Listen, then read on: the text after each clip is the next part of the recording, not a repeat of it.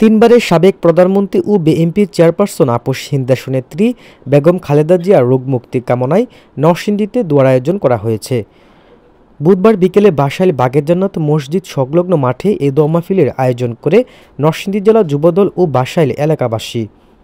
বিএনপির যুগ্ম মহাসচিব ও নরসিংদী জেলা বিএনপির সভাপতি খায়রুল কবির খোকনের নির্দেশে উক্ত দোয়া মাহফিল অনুষ্ঠানে নরসিংদী সরকারি কলেজ শাখা ছাত্রদলের সাবেক যুগ্ম আহ্বায়ক ও জেলা ছাত্রদল নেতা মাজহারুল ইসলামের সঞ্চালনায় বিশিষ্ট ব্যবসায়ী আবুল বাসেদের সভাপতিত্বে বিশেষ অতিথি হিসাবে উপস্থিত ছিলেন নরসিংদী জেলা যুবদল নেতা দীন ইসলাম। এ সময় আরও উপস্থিত ছিলেন বিএনপির বিভিন্ন অঙ্গ সংগঠনের নেতাকর্মীরা।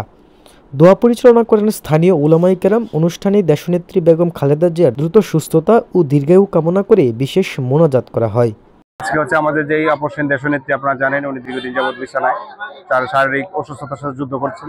তো তিনি সুস্থতা কামনায় দেশের প্রতিটি নাগরিক, প্রতিটি মহল্লায় মহল্লায় আয়োজন হচ্ছে। তো সেই প্রেক্ষিতে আমাদের এটা দীর্ঘ 25 থেকে 30 বছর পর এই এলাকায় একটি আয়োজন হয় দেশনেত্রী বেগম খালেদা জিয়ার সুস্থতার জন্য। আজকে আমাদের প্রায় এখানে 600 লোক ক্লাসের আয়োজন হয়েছিল।